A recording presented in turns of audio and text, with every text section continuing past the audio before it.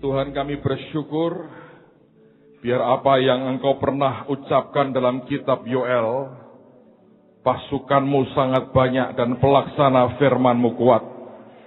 Amin. Engkau nyatakan di tengah-tengah kami. Amin. Terima kasih karena Roh Kudus membuat kami bisa merespon dengan luar biasa. Amin. Apa yang Tuhan katakan. 3 bulan ini bangun tentara-Mu di tengah-tengah kami, Tuhan. Amin. Sebuah pasukan yang membalikkan keadaan, yang membuat semuanya jadi berbeda. Bangsa ini tidak akan sama lagi, tapi akan mengalami kegerakan Tuhan yang luar biasa. Amin. Roh Kudus, ajari kami, ajari kami, ajari kami. Di dalam nama Tuhan Yesus. Semua kita berkata, amin. Silakan duduk, saudara. Pada waktu tadi kita menyembah Tuhan dan berdoa, Roh Kudus berkata begini. Saya bersyukur Anda merespon apa yang Tuhan katakan. Dan Tuhan berkata itu sangat baik, terutama juga buat hidup Anda sendiri.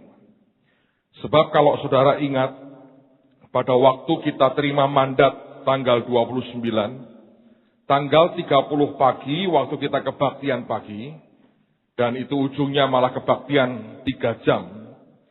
Roh Kudus mengatakan kita mesti puasa dari tanggal 1 sampai dengan tanggal 10 selama 24 jam.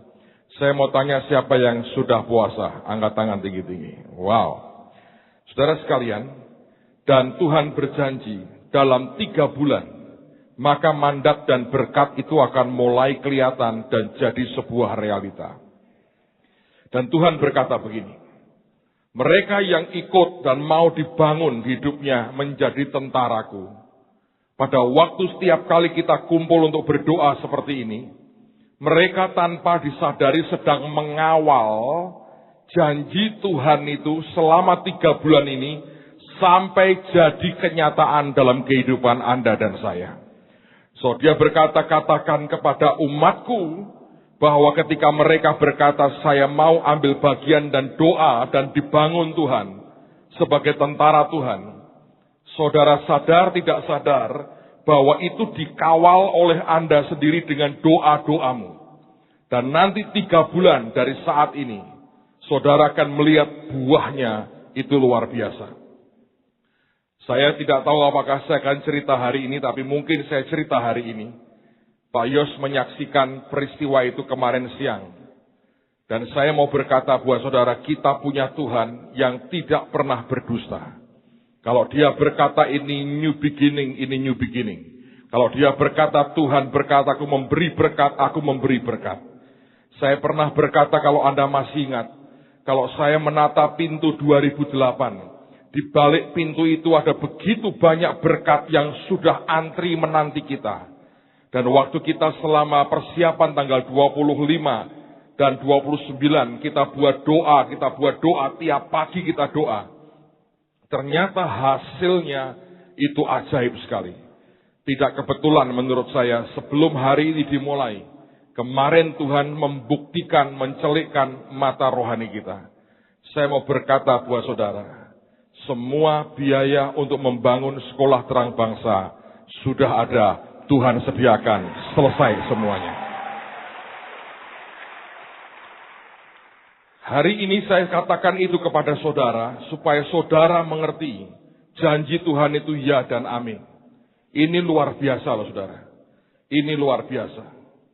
Orang ini Tuhan gerakkan dengan begitu gampang. Tanya Pak Yos di depan dia. Begitu gampang. Dia cuma tanya, butuh berapa? Dan katanya, selesai. Saya hanya melongok berkata, begitu aja, selesai. Dia telepon orang keuangannya, dia bilang, kirim ke Petrus Agung sekian. Saya mau katakan buat saudara, kita punya Tuhan yang luar biasa. Tuhan yang tidak pernah ingkar janji. Tentu Anda sudah mendengar apa yang kemarin, yang minggu-minggu lalu saya ceritakan.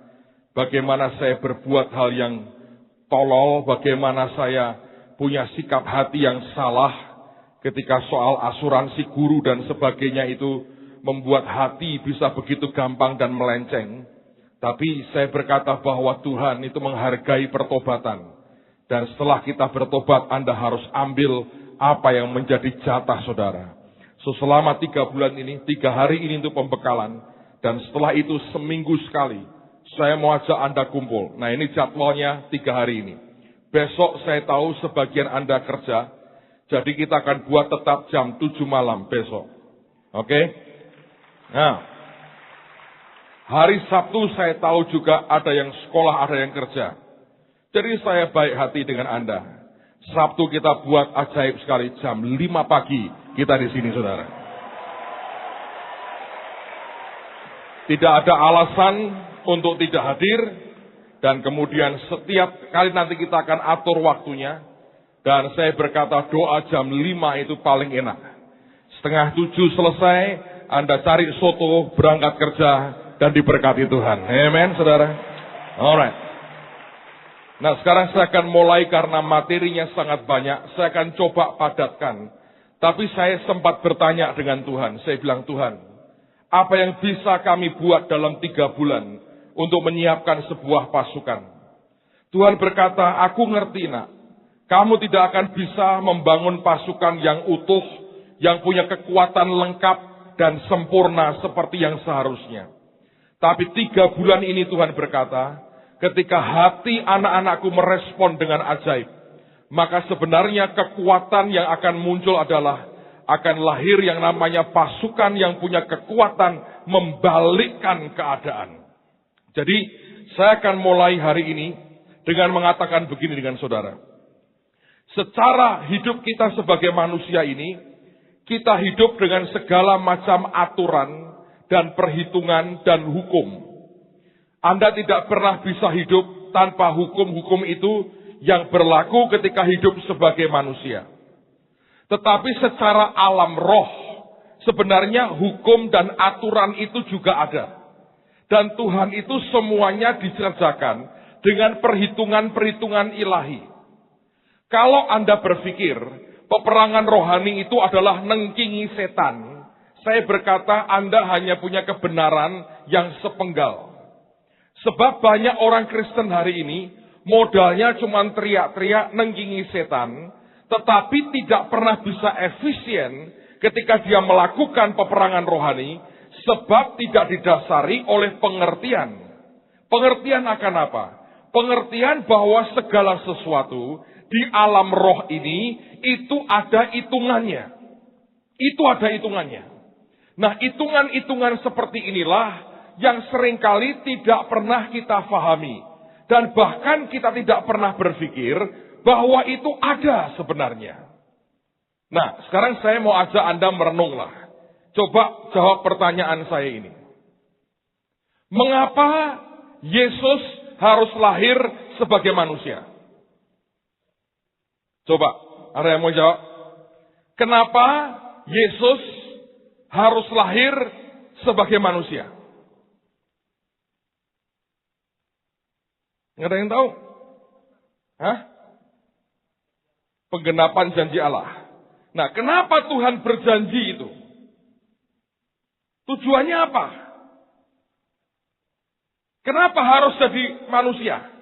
Untuk menyelamatkan manusia.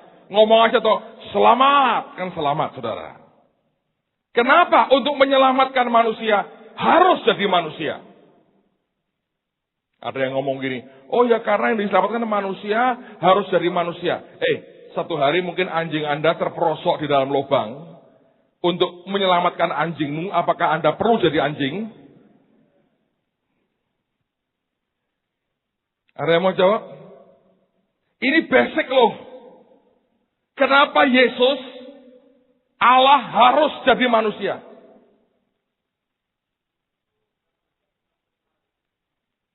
Supaya manusia bisa mengenalnya. Ada lagi yang jawab?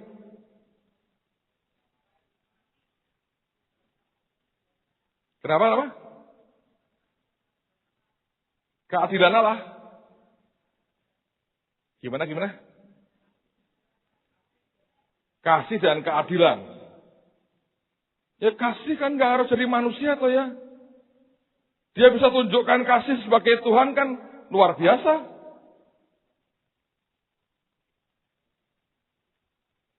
Ada lagi? Biar apa?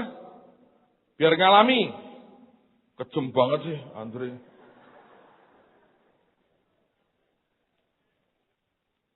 Kenapa? Merasakan kelemahan manusia. Jadi kalau ketemu Tuhan, rasain toh, kamu ngerasain aku toh.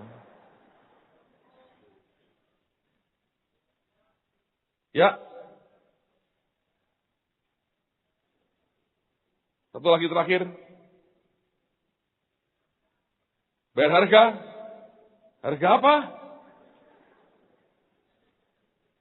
Dengerin, saudara. Ini sederhana sekali. Yang berdosa itu binatang atau manusia? Adam pertama berbuat dosa. Yang bisa nebus manusia adalah apa? Manusia. Tapi tidak ada manusia yang tidak perlu ditebus. Karena semua sudah berdosa dan kehilangan kemuliaan Tuhan. Oke? Tidak ada pilihan lain. Harus ada manusia lain yang menebus dosa si manusia itu. Dia lahir sebagai manusia. Dia nebus dosanya. Dan upah dosa itu maut. Jadi kalau dia datang sebagai Tuhan, dia nggak bisa mati.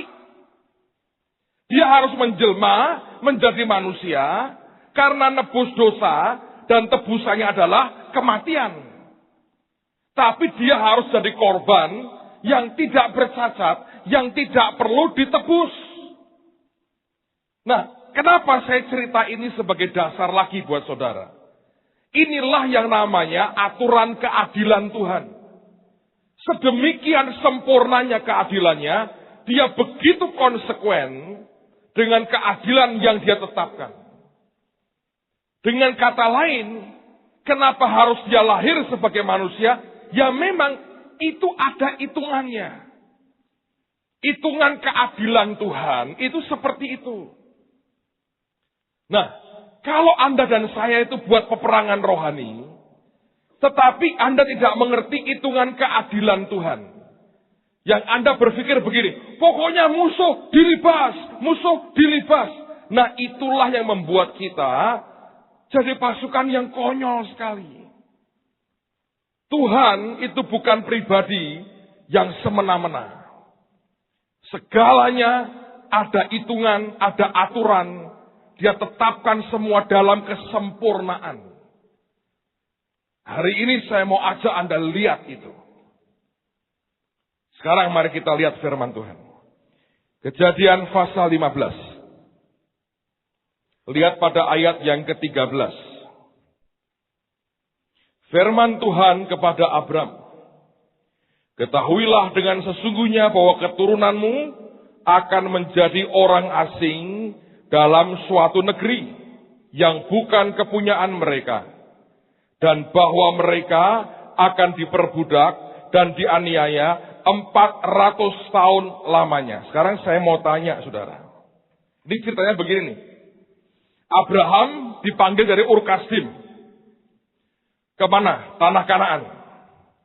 Dia masuk ke Kanaan. Tuhan ngomong begini. Dia berkata, nanti keturunanmu akan memiliki negeri ini. Tapi mereka akan diperbudak dulu 400 tahun. Nah, sekarang saya mau tanya. Kenapa Tuhan tidak langsung berikan tanah Kanaan itu kepada Abraham? Kenapa kok Abraham suruh masuk, suruh muteri dulu, lalu kemudian mati? Baru kemudian, sekian ratus tahun kemudian, keturunannya menguasai tanah Kanaan. Ayo saudara. Ada yang mau jawab?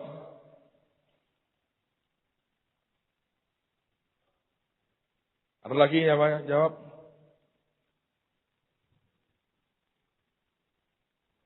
Oke, ada lagi jawab? Semuanya itu tetap ada hitungannya. Gini saudara ya. Kalau Abraham diberikan tanah Kanaan hari itu, dia itu jumlahnya berapa sih? Tanah itu begitu luas.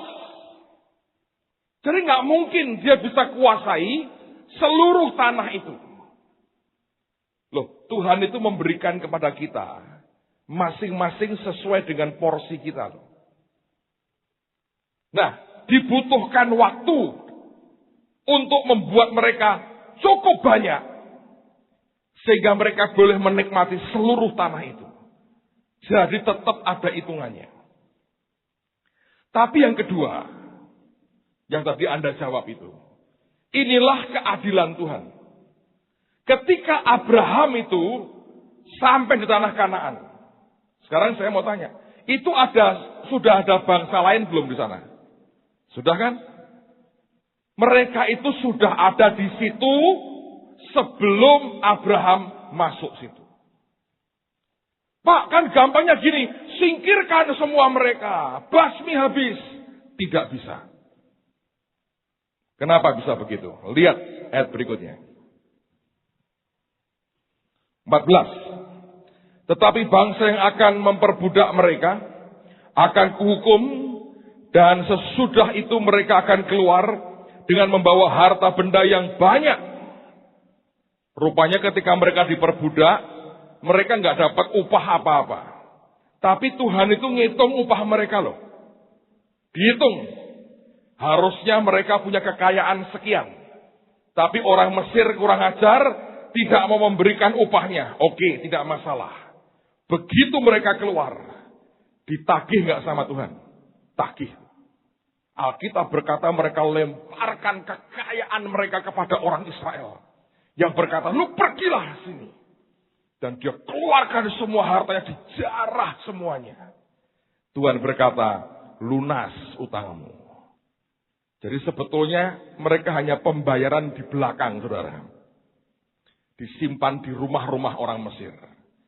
Tuhan itu punya keadilan yang ajaibnya luar biasa. Teruskan. Tetapi engkau akan pergi kepada nenek moyangmu dengan sejahtera. Engkau akan dikuburkan pada waktu telah putih rambutmu. Tetapi, perhatikan, keturunan yang keempat akan kembali ke sini. Kenapa mesti nunggu keturunan keempat? Sebab sebelum itu, kedurjanaan orang Amori itu belum genap. Berarti kalau orang itu berbuat jahat, tiap level kejahatan itu ada hukumannya. Seperti kalau Anda ngerti KUHP Indonesia kan begitu. Anda kalau berbuat salah ini, hukumannya kira-kira sekian waktu. Kalau Anda salah ini, pidananya sekian waktu. Itu kan ada hitungannya semua. Di depan Tuhan juga sama. Tiap kali orang itu berbuat kejahatan, melakukan kedurjanaan, maka itu ada hitungan Tuhannya. Nah, Tuhan berkata begini, aku akan melenyapkan mereka. Tapi untuk sampai mereka dilenyapkan, sehingga tanah mereka bisa diberikan kepada orang Israel, Tuhan berkata, aku akan tunggu. Di dalam hitungan Tuhan, butuh 4 generasi untuk menggenapkan kedurjanaan mereka. Nah, setelah kedurjanaan mereka genap, Tuhan berkata, anakku, aku beri engkau hak untuk membinasakan mereka. Sebab mereka dibantai, bukan sekedar aku membela kamu, tapi itu hukuman atas kedurjanaan mereka. Kita ini punya Tuhan yang hidup, dan kita ini punya Tuhan yang menghitung semuanya, dan punya keadilan, saudara. Masalahnya, seringkali kita ngomong begini, Yesus sudah mati buat kita, semua sudah selesai. Kalau begitu, kenapa Paulus berkata, I die daily, aku mati setiap hari. Kalau begitu, kenapa kita harus menyangkal daging kita? Kan sudah dibayar semua oleh Yesus.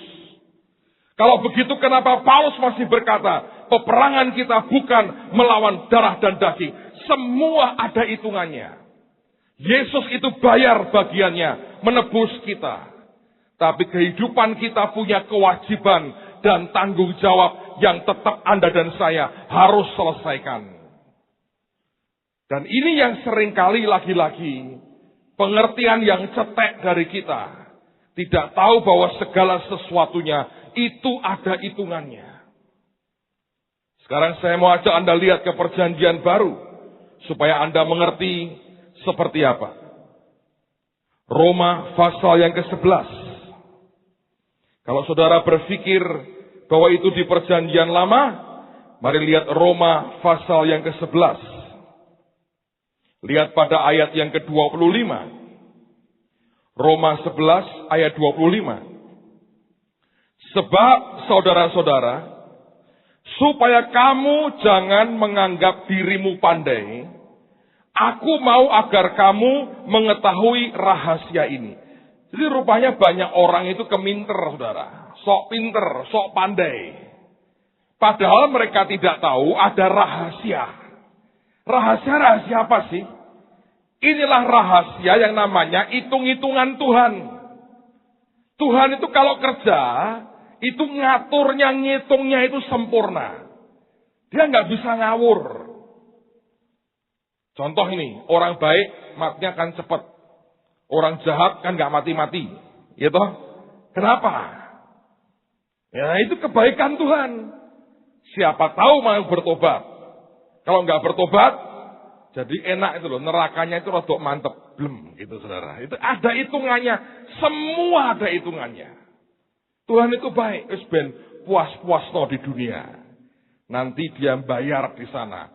Semua ada hitungannya. Nah Paulus berkata gini. Orang Roma. Supaya kamu jangan anggap dirimu pandai. Ngerti semuanya. Aku cerita ini rahasia ini.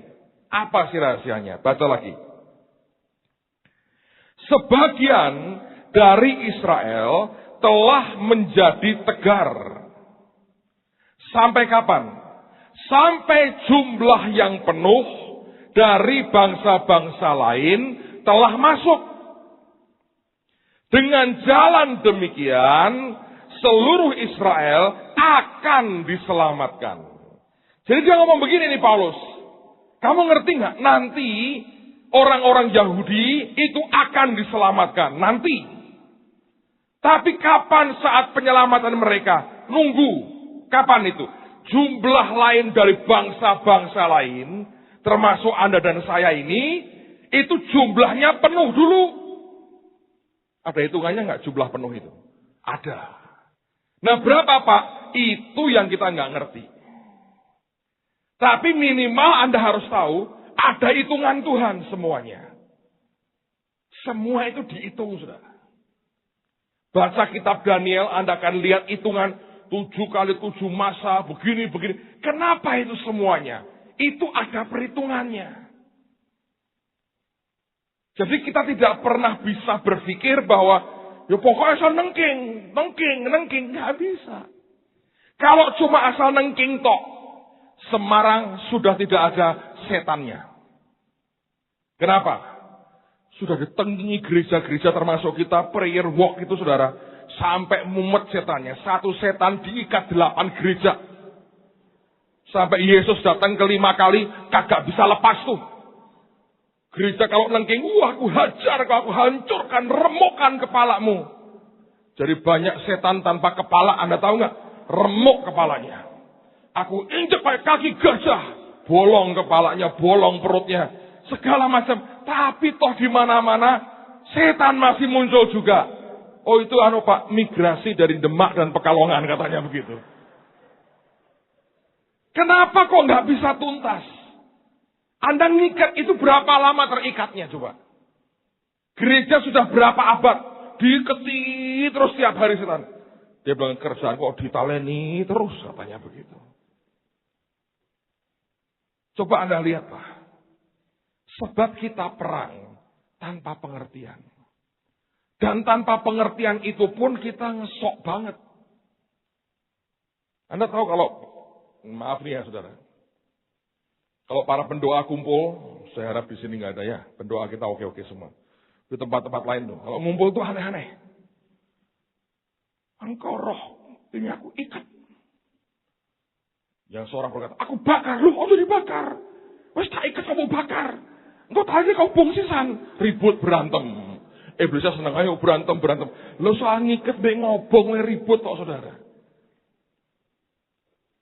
Jadi yang peperangan rohani itu siapa sebetulnya? Kita kan perang dewe. Makanya kalau ini nggak mungkin kalau nggak dibangun, saudara. Keanehan demi keanehan akan muncul, lalu jadi sandungan bagi orang lain. Apalagi kalau yang tidak punya pengertian. Tapi urusan keselamatan Yahudi aja, itu ada hitungannya kan. Sampai jumlah yang bangsa-bangsa lain genap, baru Tuhan akan lawat. Nah, apakah berarti tidak dilawat sebelum itu? Ya. Cuma keselamatan secara massal, Tuhan berkata akan terjadi kelak. Dan itu Tuhan berkata, itu yang akan Tuhan berikan dan kerjakan. Saya harap Anda ngertilah soal hitungan seperti ini. Oke, sekarang kita lihat Zakaria. Pasal yang ketiga. Zakaria pasal 3 ayat yang pertama. Kemudian ia memperlihatkan kepadaku imam besar Yosua berdiri di hadapan malaikat Tuhan, sedang iblis berdiri di sebelah kanannya untuk mendakwa dia. Nah, saudara sekalian, jangan Anda berpikir kalau peperangan rohani itu adalah perang tengking-menengking tok, salah besar. Sebetulnya waktu Anda nengking itu sudah masuk stage atau bagian yang kedua. Karena sebelum terjadi begitu, maka perang legal harus dimenangkan. Perang secara legal, hukum Tuhan dan hitungan Tuhan, itu kita mesti menang. Karena Alkitab mengatakan iblis itu mendakwa loh. Tidak iblis memukuli, merasuk imam besar Yosua, enggak. Ada yang dirasuk, yang dipukuli, yang dianiaya, ada. Tetapi ada yang cuma didakwa. Semakin tinggi pangkatnya setan, dia itu mainnya bukan main seperti yang Anda pikir. Itu main legal. Semua bentuk kesalahan diamati. Dan dia akan laporkan Anda ke Tuhan, dituntut ke Tuhan. Makanya kalau Anda perhatikan, Anda mesti hati-hati. Ada orang-orang yang didorong untuk buat sesuatu, ditabrakkan ke Tuhan. Supaya dia melanggar hukumnya Tuhan. Begitu dia melanggar, didakwa. Nah ini terjadi, saudara, dengan anak Mahanaim. Dia pernah cerita waktu doa di sini. Teman ini pernah khotbah di gereja tanggal 30 malam. Kalau Anda tidak bisa dibuat tertawa, Anda robot dengan saraf tertawamu matilah sebetulnya. Kalau khotbah lucu banget. Namanya David Hasan. Nama depannya bagus, David. Belakangnya Hasan. Oh, bagus juga sebetulnya. Nah, pada waktu itu, setahun atau 2 tahun lalu, kami kan mau ke Israel sama-sama yang hampir 300 orang. Teman-teman Mahanaim itu diperintahkan semua koordinator dan ketua timnya berangkat. Nah, dia termasuk koordinator rumah singgah. Dia ngomong begini. Gak tahu kenapa, mungkin lagi kesel, lagi bete, dia bilang, buat apa ke Israel? Aku di rumah aja lah. Dia ngomong sama istrinya, kamu pergilah. Aku jaga anak di rumah. Ngapain ke Israel segala? Cuma omongan. Ternyata itu omongan dipegang, ditangkap setan. Pada waktu akhirnya dia dengan ogah-ogahan nyerahkan paspornya. Pemerintah Israel tidak mau memberikan visa. Ditanya nama David kita suka. Hasan kita kurang suka nama ini. Jadi itu dipermasalahkan. Semua visa sudah oke. Kurang 2 minggu mau berangkat. Visa dia tidak dikeluarkan. Dan di situ dia mulai sadar. Dia membayangkan semua terbang. Dan dia hanya termenung di rumah. Semua makan ikan petrus. Dia cari babi guling di mana nggak tahu. Dan dia berkata semua orang masuk Yerusalem. Dia bahkan Shalom pun tidak punya di rumah. Sendirian ngurusi anak. Dan dia sadar tiba-tiba. Dan Tuhan berkata begini. Omonganmu dipegang setan. Iblis berkata, dia akan ngomong buat apa ke Israel? Dituntut sekarang. Kamu tidak akan ke Israel. Kalau caranya begini. Tahu yang dia buat, saudara? Satu hari saya kaget, minggu sore dia nongol di kebaktian. Dia khusus terbang ke Semarang. Dan dia datangi saya selesai kebaktian. Dia ngomong begini, Pak. Bagaimanapun Bapak punya otoritas di atas saya. Saya mau ngaku dosa. Saya salah, Pak. Saya sempat ngucap seperti ini. Tolong Bapak yang punya otoritas di atas saya. Batalkan semua perkataan saya. Blessing saya, Pak. Saya mau ke Israel, katanya. Kakak mau di rumah, Pak, sendirian. Sepi, Pak. Semua pergi, Pak. Saya harus pergi di rumah sendiri. Saya bilang, salahmu. Dulu mungkin saya kesel, Pak. Pokoknya tolong saya, Pak. Tolong saya. Saya doakan, tumpangi tangan. 3 hari kemudian, keluar visanya. Anda ngerti, saudara? Seringkali main legal seperti itu memang bahaya sekali. Dan kita nggak ngerti. Kita ngomong sembarangan. Sikap hati kita nggak diberesi. Hidup kita semau-maunya. Padahal ketika saudara ya, dengar nih. Makin kepangkatanmu di depan Tuhan, makin naik.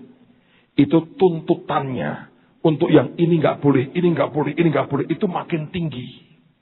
Nah kita nggak ngerti. Saya beri contoh lagi. Supaya Anda dong. Lukas 22. Lukas 22. Ayat 28 sampai dengan ayat yang ke-32. Tuhan ngomong begini. Kamulah yang tetap tinggal bersama-sama dengan aku dalam segala pencobaan yang aku alami. Jadi dari sekian banyak orang yang ikut Tuhan, ada segelintir muridnya yang terus dengan Tuhan dan dampingi Tuhan saat dia mengalami pencobaan itu. Alkitab berkata, nah akibat daripada kesetiaan mereka dengan Yesus, ada rewardnya. Dan aku menentukan hak-hak kerajaan bagi kamu. Sama seperti Bapakku menentukannya bagiku. Bahwa kamu, ini hebat loh, akan makan dan minum semeja dengan aku di dalam kerajaanku. Dan kamu akan duduk di atas tahta untuk menghakimi ke-12 suku Israel. Mereka termasuk raja-raja tidak saudara? Ya. Diberi tahta loh.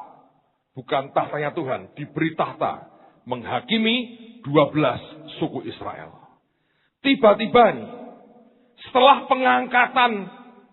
kepangkatan seperti itu, tiba-tiba ini, dia ngomong begini. Simon, Simon, lihat iblis telah menuntut untuk menampi kamu seperti gandum. Tetapi aku telah berdoa untuk engkau, supaya imanmu jangan gugur. Dan engkau, jikalau engkau sudah insaf, kuatkanlah saudara-saudaramu. Jadi rupanya begini saudara. Si Petrus ini, dia kan diangkat Tuhan. Waktu dia diangkat dalam kepangkatan dan jabatan sebegitu, rupanya error melanda hidupnya. Makanya dia perlu insaf. Seperti komputer itu error dan hang. Kayak handphonemu seringkali hang, saudara. Oke? Tapi lihat. Begitu dalamnya error. Begitu ada yang tidak beres di dalamnya. Iblisnya bangkit berdiri. Tuhan, ini bukan Petrus batu karang. Ini buluh. Simon kan buluh. Ini aku mau tuntut, aku mau tampi seperti gandum. Nah Anda tahu gandum? Gandum itu zaman dulu begini, ketika sudah dipanen, diirik dulu. Itu memisahkan sekamnya, kulitnya dengan bulir gandumnya. Zaman dulu belum maju teknologinya, maka bulirnya sekamnya dengan bulirnya itu nyampur jadi satu. Nah, petani akan ambil garpu dari kayu yang gede, akan dimasukkan ke tumpuan gandum dan sekamnya, terus akan dilemparkan ke atas. Nah, ketika dilemparkan ke atas, gandumnya kan berbobot, dia akan turun lagi. Tapi sekamnya kan enteng, ke bawah angin kabur. Itu cara menampinya. Dan setan ngomong sama Tuhan begini. Dari kalimat Yesus Anda ngerti. Tuhan, orang begini kok punya hak sebagai raja? Kok modelnya kayak apa ini, buluh begini? Hanya gandum dong Tuhan yang berhak memerintah dan menghakimi orang Israel. Ini kan buluh. Modelnya begini, lihat hatinya, lihat hidupnya, lihat tindakannya. Aku nuntut Tuhan, aku mau tampi dia. Sekarang saya mau tanya. Kalau ngomong jawaban Tuhan begini itu indikasinya dibiarkan ditampi atau tidak, saudara? Hah? Dibiarkan. Cuma bagiannya apa? Didoakan.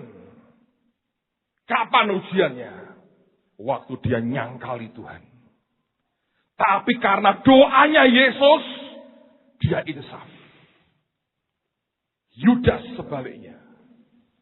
Hilang. Ini loh saudara. Semua itu ada hitungannya.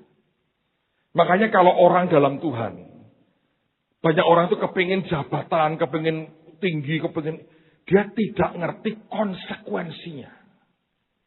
Setan cuma lihat aja, ini orang sih cuma sombong-sombongan tok. Tapi dia begini, dia naik Tuhan. Dia meninggikan dirinya begini.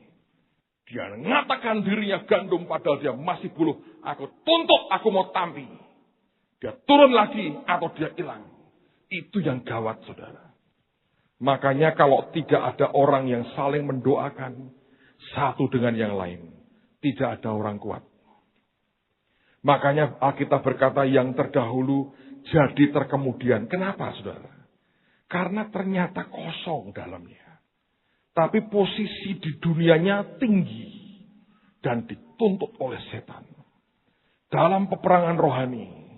Itu perang istilahnya diplomasi legal begini saudara. Itu yang di depan sebenarnya. Soal gendruwo, kuntilanak, jelangkung. Itu cilik-cilian sebetulnya. Tapi perang yang paling gawat sebenarnya adalah perang legal seperti ini. Bagaimana membalikkan keadaan. Hanya bisa kalau Anda mulai mengerti bahwa kenyataan-kenyataan seperti ini memang kita harus pahami. Nah, sekarang Anda bertanya, Pak, bagaimana saya bisa ngerti? Bagaimana saya bisa ngerti bahwa ada hitungan-hitungan seperti ini? Sehingga ketika saya makin ngerti kan, saya makin hati-hati dong minta Tuhan jagai saya terus. Dan hidup tidak dalam kesombongan, tapi saya bisa jagai. Bagaimana saya bisa ngerti? Anda mau tahu caranya? Lukas 11. Ada satu kunci yang saudara harus punya. Lukas 11. Nah, sekali lagi saya sering mendengar orang berkata, itu kan perjanjian lama. Itu kan perjanjian lama. Orang yang terus ngomong begitu, tanpa Anda sadar, engkau sedang membuang satu kunci penting dalam hidupmu. Karena Yesus sendiri berkata, satu iota pun dia tidak akan membatalkan. Dia hanya menggenapkan perjanjian lama, hukum Taurat.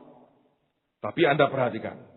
Orang yang berkata, itu kan perjanjian lama. Itu perjanjian lama. Kita enggak ada lagi begini. Kenapa perjanjian lama ditulis? Supaya di situ Anda ngerti rule of the game-nya. Coba, kitab Esther itu enggak nyebut satu pun nama Tuhan. Kenapa ada? Di situ ada rule of the game-nya. Bagaimana menyenangkan hati raja di atas segala raja. Semua itu enggak mungkin meaningless, saudara. Jadi kalau kita nggak pahami begitu, selalu omongannya begitu. Itu kan perjanjian lama. Itu kan perjanjian lama. Saya beritahu dengan omongan itu, Anda sedang membuang satu kunci penting. Kunci apa namanya? Lukas 11. Ayat 52. Lukas 11:52. Celakalah kamu hai ahli-ahli Taurat, sebab kamu telah mengambil kunci pengetahuan. Ahli Taurat itu bukan hanya ahli 5 kitab Taurat, tapi Taurat dan nabi-nabi. Itu perjanjian lama itu loh saudara. Ahli Taurat itu orang yang ngerti betul tentang perjanjian lama. Ternyata itu kunci pengetahuan. Kamu sendiri tidak masuk ke dalam. Dan orang yang berusaha untuk masuk ke dalam, kamu halang-halangi. Jadi kalau orang itu ngerti perjanjian lama, Anda punya kunci itu. Anda buka perjanjian lama. Seperti orang masuk ke dalamnya. Ajaib. Ini kok mau dibuang? Makanya saya mendorong saudara, baca Alkitab. Gak mungkin tanpa Anda baca Alkitab itu gak mungkin. Ini kunci loh saudara. Jangan dibuang. Rahasia Tuhan begitu besar di dalamnya. Nah bacanya jangan dengan mata agamawi. Nanti kau terjebak seperti orang Yahudi. Mesti minta Roh Kudus jabarkan kepada Anda. Ini artinya apa Tuhan? Ini artinya apa Tuhan? Ini artinya apa Tuhan? Amen, saudara. Baca firman. Pak, saya nggak ngerti perjanjian lama. Harus ngerti. Tuhan yang buat Anda mengerti. Harus dibaca. Sebab itu di dalamnya kunci pengetahuan. Memang ngerti ini Daud dan Goliat tok piye? Ya toh? Oh iya, Daud dan Goliat ya. Oh iya, ada lagi Ishak yang makin lama makin kaya itu kan. Moto duiten ngapalin itu tok saudara. Saya berkata baca firman. Ini kunci pengetahuan. Alkitab berkata tanpa pengetahuan umat Tuhan itu binasa loh. Nggak ngerti soalnya. Rule of the game-nya tidak tahu. Kenapa begitu tebal Alkitab kita? Bahkan perjanjian lama lebih banyak dari perjanjian baru. Sebab ini kunci pengetahuan di situ. Nah kalau Anda pegang kunci pengetahuan itu. Tiap kali Anda buka. Banyak hal yang luar biasa akan Tuhan buka. Ngerti saudara? Itu loh sebetulnya. Nah selama 3 hari ini. Saya akan penuhi dengan banyak hal. Pakai ini sebagai tambahan. Anda kuasai kunci pengetahuan. Pak, saya mau kunci Daud aja, buka nutup. Nantilah gampang itu. Kunci pengetahuan itu, saudara. Sebab akan terjadi kebinasaan tanpa pengetahuan. Bahkan kerajinan pun tanpa pengetahuan juga sia-sia. Anda cuma rajin, nengkingi terus. Tanpa pengetahuan sia-sia. Tapi itu ada kuncinya. Dan kuncinya itu ada di perjanjian lama ternyata.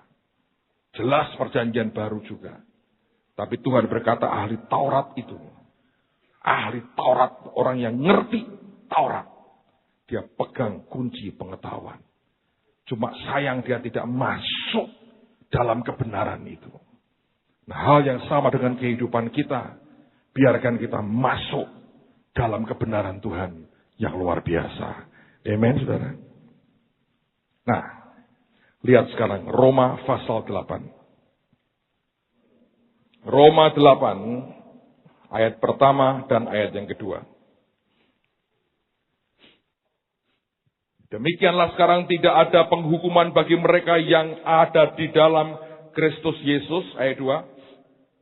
Roh yang memberi hidup. Sebetulnya bukan roh yang memberi hidup. Tapi dalam bahasa Inggrisnya the law of the Spirit of life.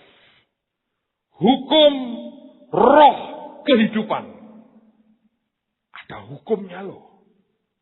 Di Jakarta saya buat seminar hukum roh kehidupan. Dari kata the law of the spirit of life. Itu ada hukumnya ini. Ada hukum namanya roh kehidupan. Telah memerdekakan kamu dalam Kristus dari hukum dosa dan hukum maut. Jadi ada hukumnya. Hukum dosanya begini, hukum mautnya begini. Ada hukum lain loh. Ada celah hukumnya. The law of the spirit of life. Dan itu yang membuat berbeda hidup kita. Engkau dinyatakan bersalah oleh hukum dosa dan hukum maut. Anda naik ke hukum yang lebih tinggi. Dan tiba-tiba engkau berkata, I'm free. Sebab di situ tersedia penebusan Yesus yang luar biasa. Tapi ini mesti dibaca Alkitab kita. Tidak pernah bisa Anda jadi pasukan yang efektif tanpa saudara membaca akan firman. Oke, sekarang saya akan terus bergerak supaya materi kita ini bisa cukup selesai dalam 2-3 hari ini. Sekarang perhatikan, saudara. Saya harap Anda mengerti semua ada hitungannya. Kenapa Tuhan mau bangun pasukan yang bisa membalikkan keadaan? Saya akan bacakan terutama dari kitab Daniel. Tadi sore Tuhan bicara begitu banyak ngajari saya sesuatu.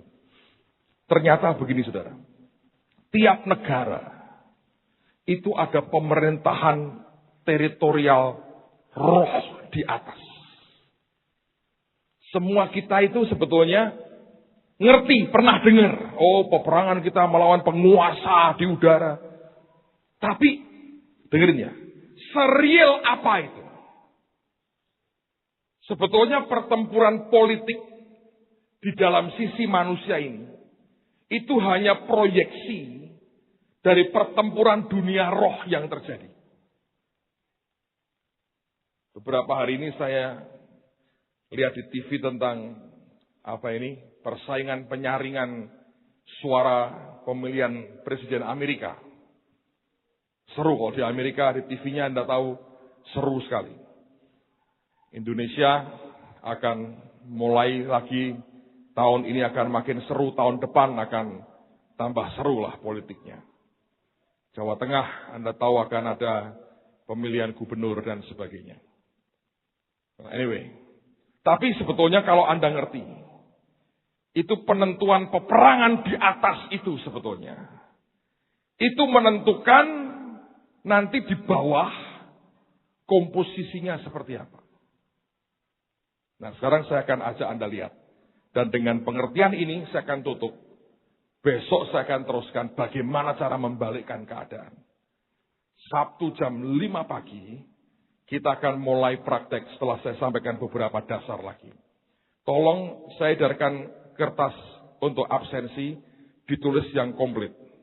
Sebab mulai besok akan dibagi dalam 12 kelompok pasukan yang berbeda. Ini jumlah di luar apa yang saya bayangkan.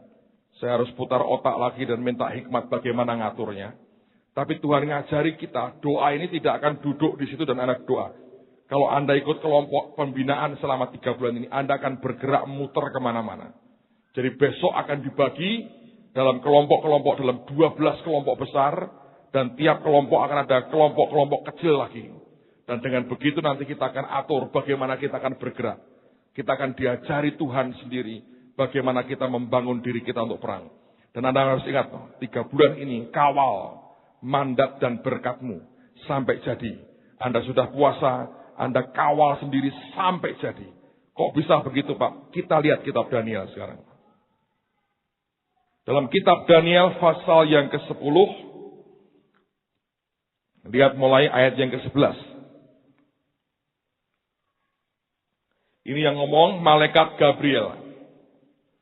Katanya kepadaku, Daniel, engkau orang yang dikasihi. Camkanlah firman yang kukatakan kepadamu, dan berdirilah pada kakimu. Sebab sekarang aku diutus kepadamu. Ketika hal ini dikatakannya kepadaku, berdirilah aku dengan gemetar. Lalu katanya kepadaku, janganlah takut Daniel, sebab telah didengarkan perkataanmu sejak hari pertama, engkau berniat untuk mendapat pengertian dan untuk merendahkan dirimu di hadapan Allahmu, dan aku datang oleh karena perkataanmu itu.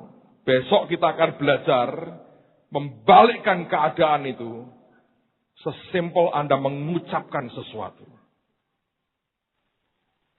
Saya masih ingat tanggal 25 pagi, kita persiapan doa, anak-anak kecil ikut berdoa. Pada waktu pagi itu kondisinya, atmosfernya bisa berat sekali. Dan Tuhan ngomong sama saya begini, anak-anak kecil suruh maju ke depan. Dan mereka suruh mulai doa. Itu anak-anak mulai berdoa, kan mereka berdoa untuk teman-teman mereka. Nah, makanya Anda harus bisa ngerti itu ketepatan Tuhan. Ini suruh gini, ini suruh begini. Orang perang roh itu seperti Anda perang jasmani.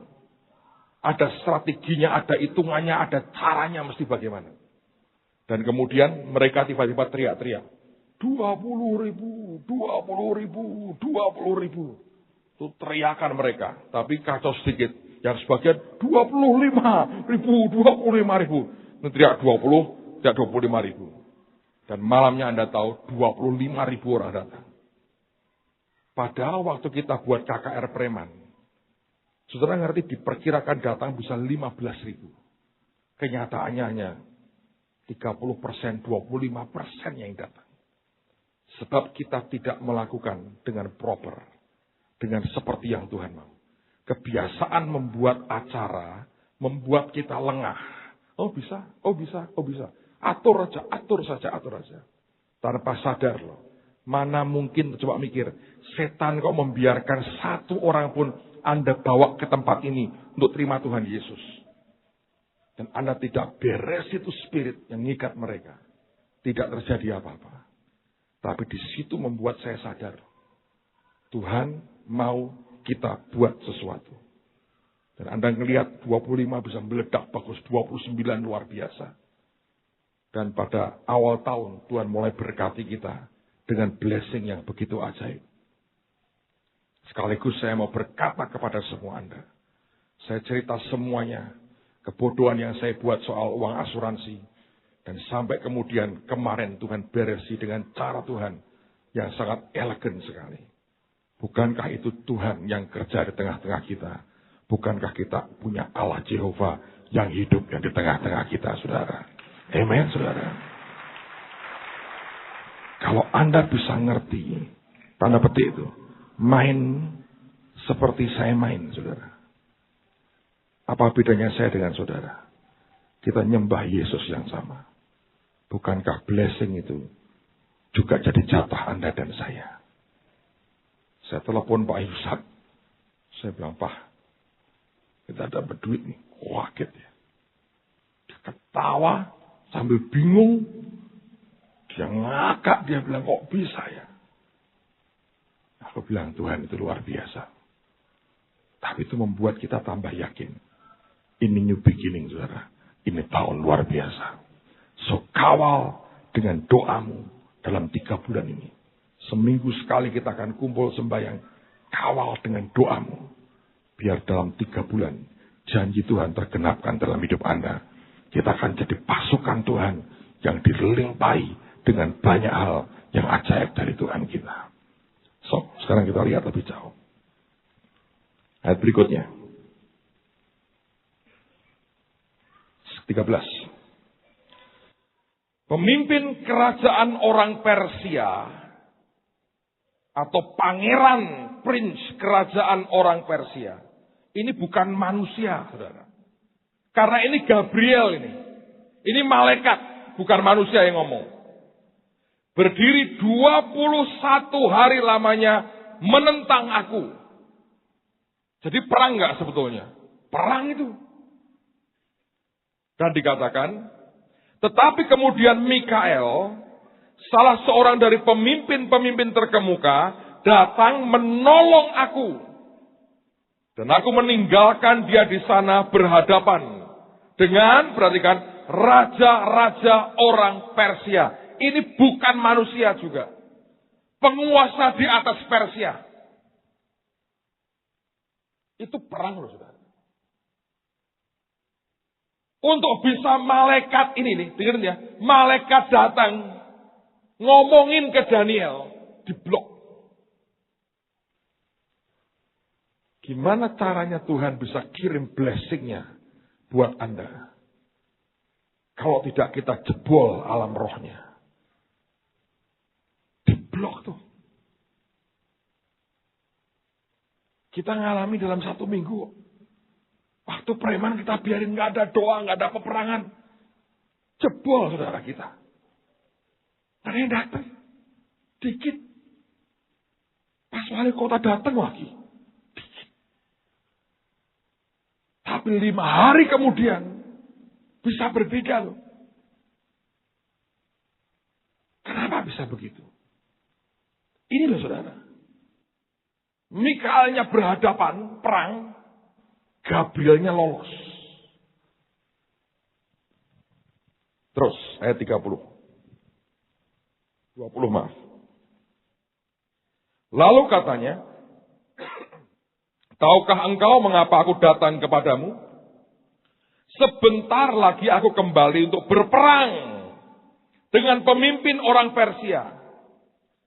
Dan sesudah aku selesai dengan dia, maka pemimpin orang Yunani akan datang. Ini roh Yunani. Jadi, ngapain datang yang bantu Persia? Sebab itu sama-sama penguasa sih. Nah mereka ini menurut saya, dan saya yakin tuh, ada namanya penguasa prince atas Indonesia, itu ada. Jumlahnya lebih dari 1. Terbagi-bagi soalnya.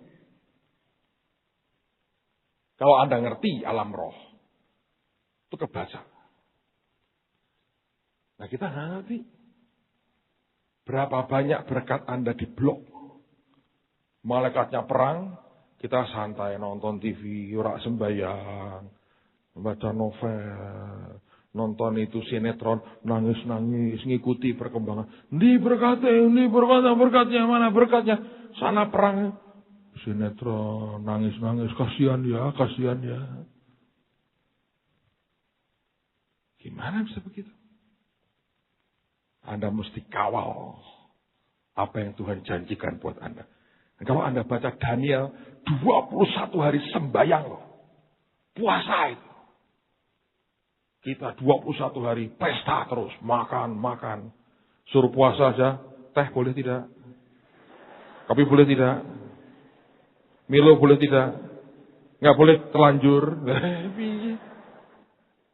Malaikatnya berkata, capek deh. Pulang. Nah yang diributi cuma makan. Dan mensiasati lapar gimana?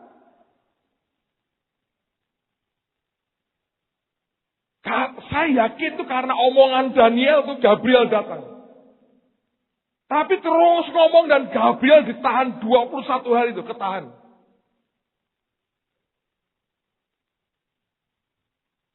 Tuhan itu saudara, punya rule of the game. Kita kan ngomongin gini, yo gampang toh harus sebul toh ambek Gusti Allah, selesai itu penguasa Persia. Loh, saya beritahu ya. Setan tuh lebih ngerti soal legal dibandingkan Anda. Coba lihat. Balik perjanjian barulah supaya saudara lebih mantap. Perjanjian baru. Mari kita lihat Injil Lukas. Lukas 4, lihat mulai ayat pertama. Yesus yang penuh dengan Roh Kudus kembali dari sungai Yordan, lalu dibawa oleh Roh Kudus ke padang gurun. Jadi yang bawa Yesus ke gurun itu Roh Kudus, saudara. Ngapain? Di situ ia tinggal 40 hari lamanya dan dicobai iblis. Selama di situ ia tidak makan apa-apa. Dia nggak tahu minum Milo, Nescafe, atau Just Coffee, aku nggak tahu. Minum sup, kaldu, nggak disebut. Cuma tidak makan. Oh ya wong Tuhan aja tidak makan. Kita kan nggak apa-apa Pak, minumnya tuh jus gado-gado. Justik. Repot. Dan sesudah waktu itu ia lapar. Lalu berkatalah iblis kepadanya, jika engkau anak Allah, suruhlah batu ini menjadi roti.